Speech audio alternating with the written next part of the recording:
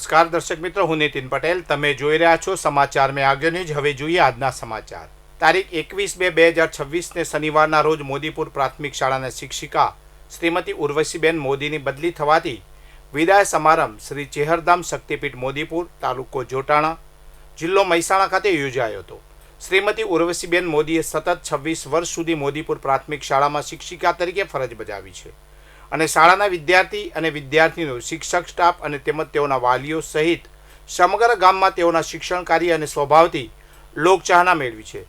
જેથી શ્રી ચેહરધામ શક્તિપીઠ મોદીપુર તરફથી શ્રીમતી ઉર્વશીબેન મોદીના વિદાય સમારંભનું ભવ્ય આયોજન કરવામાં આવ્યું હતું, જેમાં પરમ પૂજ્ય મહંત શ્રી 108 શ્રી અરવિંદ બાપુ, મોદીપુર ગામના વતની, રિટાયર્ડ તાલુકા વિકાસ અધિકારી શ્રી કેવી પટેલ, શાળાના આચાર્ય શ્રી રાજુભાઈ ત્રિવેદી, શાળાનો શિક્ષકગણ, વિદ્યાર્થી ભાઈ બહેનો, મોદીપુર દૂધ મંડળીના પ્રમુખ શ્રી મુરજીભાઈ રાઠોડ, રિટાયર્ડ જમાદાર રમેશભાઈ રાવળ, વિઠ્ઠલભાઈ દેસાઈ, ગાડાભાઈ પી પટેલ, તરુણભાઈ પ્રજાપતિ, જયશ્રીબેન રાઠોડ, મહમ્મદભાઈ પઠાણ, પ્રહલાદભાઈ નાડિયા, ડાયાભાઈ બજાણિયા, નરસિંહભાઈ સોલંકી, શ્રીમતી સરોજબેન પટેલ, મહેન્દ્ર ભારતી ગોસ્વામી, ભરતભાઈ પટેલ, વરવાભાઈ દેસાઈ સહિત મોટી સંખ્યામાં ગ્રામજનો ઉપસ્થિત રહ્યા હતા. આ પ્રસંગે શ્રીમતી ઉર્વશીબેન મોદીના પરિવારજનો તેમજ આજુબાજુના ગામની પ્રાથમિક શાળાના શિક્ષક ભાઈ બહેનો પણ ઉપસ્થિત રહ્યા હતા. કાર્યક્રમ બાદ શાળાના શિક્ષક ભાઈ બહેનો અને આમંત્રિત મહેમાનો અને વિદ્યાર્થી ભાઈ બહેનો સહિત મોદીપુર ગામના તમામ કોમ અને ધર્મના ભાઈ બહેનોએ શ્રી ચેહરધામ શક્તિપીઠ મોદીપુર ખાતે સમૂહ ભોજન લીધું હતું. ભાઈઓ, બહેનો અને શાળાના વિદ્યાર્થીઓ, આ બધાનું ચેહરધામ શક્તિપીઠમાં હાર્દિક સ્વાગત છે. બેનનો આ વિદાય સમારંભ, બેનની ટ્રાન્સફર થઈ અને સમાચાર મળ્યા એ વખતે જ બેન જોડે 2-3 વખત મારે વાત થઈ હતી કે બેન ટ્રાન્સફર થઈ છે, એમની પીએલઓ તરીકે જવાબદારી હતી એટલે થોડું વધારે ખેંચાયું, પણ કીધું આપની મોદીપુર પ્રાથમિક શાળામાં એ જે સેવા છે એ ખરેખર આજ સુધી મોદીપુર ગામમાં જેટલા પણ કર્મચારીઓ એ ગ્રામ પંચાયતમાં આવ્યા હોય કે બાકી કોઈ પણ સંસ્થામાં હોય કે પ્રાથમિક શાળામાં હોય, પણ બેનની કામગીરી આખું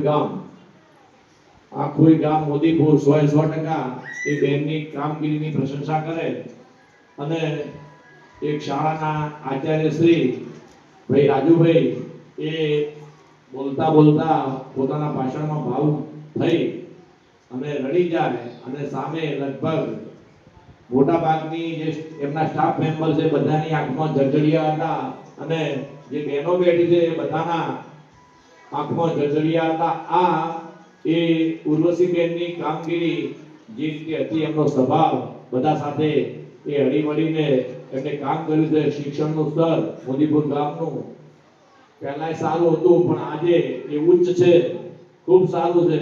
એના પાછળ રાજુભાઈ, ઉર્વશીબેન અને બાકીનો તમામ સ્ટાફ એ જવાબદાર છે. બેન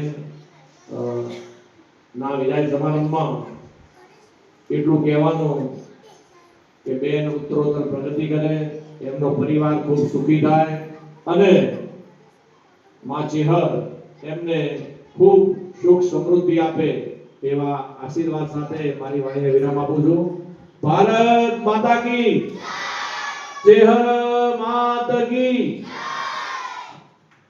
વિસનગરની સાકરચંદ પટેલ યુનિવર્સિટી દ્વારા વિદ્યાર્થીઓના સર્વાંગી વિકાસ માટે વાર્ષિક રમતગમત મહોત્સવ સ્પિરિટ 2026નું આયોજન કરવામાં આવ્યું હતું. આ કાર્યક્રમનો મુખ્ય ઉદ્દેશ વિદ્યાર્થીઓમાં રમતગમતની શક્તિઓને ખીલવવાનો અને તેમને અભ્યાસની સાથે શારીરિક પ્રવૃત્તિઓ માટે પ્રોત્સાહિત કરવાનો છે. ટુર્નામેન્ટના ઉદ્ઘાટન પ્રસંગે અંડર-19 વર્લ્ડ કપ ક્રિકેટ ટીમના ખેલાડીઓ વેદાંત ત્રિવેદી અને ખિલાન પટેલ ખાસ અતિથિ તરીકે ઉપસ્થિત રહ્યા હતા. મહેસાણા જિલ્લાના બહુચરાજી તાલુકાના કનોડા ગામે ઓએનજીસીની ઘોર બેદરકારી સામે આવી છે. ઓએનજીસીની ફૂડ ઓઇલની પાઇપલાઇનમાં ભંગાણ સર્જાતા ખેડૂતના તૈયાર ઘઉંના પાકમાં ઓઇલ ફરી વળ્યું છે, જેના કારણે ખેતી અને જમીનને વ્યાપક નુકસાન થતાં ખેડૂત પાયમાલ થવાની સ્થિતિમાં મુકાયા છે. કંદોડા ગામના સુષ્માબેન પટેલના સર્વે નંબર 359 ધરાવતા ખેતરમાંથી ઓએનજીસીની મુખ્ય પાઇપલાઇન પસાર થાય છે, છેલ્લા 4 દિવસથી આ પાઇપલાઇનમાં લીકેજ થવાને કારણે ખેતરમાં મોટા પ્રમાણમાં ક્રૂડ ઓઇલ ફેલાઈ ગયું હતું.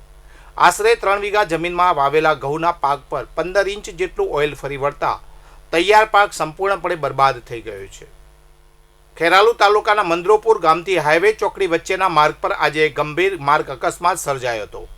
આ અકસ્માતમાં ટ્રેક્ટર, ટ્રોલી અને બાઇક વચ્ચે જોરદાર ટક્કર થઈ હતી, જેમાં બાઇક સવાર યુવકને ગંભીર ઇજાઓ પહોંચી છે. મળતી માહિતી પ્રમાણે કોદરામ ગામનો યુવક પોતાની બાઇક લઈને પસાર થઈ રહ્યો હતો. તે દરમિયાન મંદરોપુર ગામ અને હાઈવે ચોકડીની વચ્ચે ટ્રેક્ટર ટ્રોલી સાથે તેની બાઇક અથડાઈ હતી. અકસ્માત એટલો ભયાનક હતો કે બાઇક ચાલક કિશનને શરીરે ગંભીર ઇજાઓ થઈ હતી. ઘટના સ્થળે લોકોના ટોળે ટોળા ઉમટી પડ્યા હતા અને તાત્કાલિક 108 એમ્બ્યુલન્સને જાણ કરવામાં આવી હતી. ઇજાગ્રસ્ત યુવકને સારવાર અર્થે સૌપ્રથમ ખેરાલુ સિવિલ હોસ્પિટલ ખાતે ખસેડવામાં આવ્યો હતો, જ્યાં ફરજ પરના તબીબોએ તેને પ્રાથમિક સારવાર આપી હતી. જો કે યુવકની હાલત વધુ ગંભીર જણાતા અને વધુ સારવારની જરૂર હોવાથી તેને તાત્કાલિક વડનગર સિવિલ હોસ્પિટલ ખાતે રિફર કરવામાં આવ્યો હતો. હાલમાં પોલીસ આ મામલે વધુ તપાસ કરી રહી હોવાનું જાણવા મળ્યું છે. અમીરગઢ તાલુકાની આંગણવાડી કાર્યકર તેડાગર બહેનોએ ઓનલાઈન કામગીરીના દબાણ સામે વિરોધ નોંધાવ્યો છે. સરકારી મોબાઈલ ન મળવા છતાં ઓનલાઈન કામગીરી કરાવવાના દબાણ અને માનસિક ત્રાસના કારણે તેમને હડતાલ પર જવાનો નિર્ણય કર્યો છે. આ અંગે તેમણે મામલતદારને આવેદનપત્ર પાઠવ્યું હતું. બહેનોએ પોતાની લેખિત રજૂઆતમાં જણાવ્યું કે તેમને પોતાના અંગત મોબાઈલમાં કામગીરી કરવા માટે માનસિક ત્રાસ આપવામાં આવે છે. નેટવર્કની સમસ્યાઓ હોવા છતાં તેમને નોટિસ આપવાની કે કામ પૂરું કરવાની ધમકીઓ મળે છે. આવેદનપત્રમાં વધુમાં જણાવ્યું હતું કે ઓછા માનદ વેતનમાં આટલું વધારાનું કામ કરવું મુશ્કેલ છે.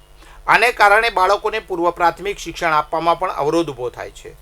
આંગણવાડીના સમય પછી પણ ફોન આવતા હોવાથી તેઓ પરિવાર સાથે શાંતિથી સમય વિતાવી શકતી નથી. તેમણે બજેટમાં તેમના માટે શું જોગવાઈ છે તેની સ્પષ્ટતા ન હોવાનો પણ મુદ્દો ઉઠાવ્યો હતો. આ તમામ કારણોસર આંગણવાડી કાર્યકર અને તેડાગર બહેનો હડતાળ કરવા મજબૂર બની છે. વધુ સમાચાર માટે જોતા રહો સમાચાર મેં આગે ન્યૂઝ. નમસ્કાર.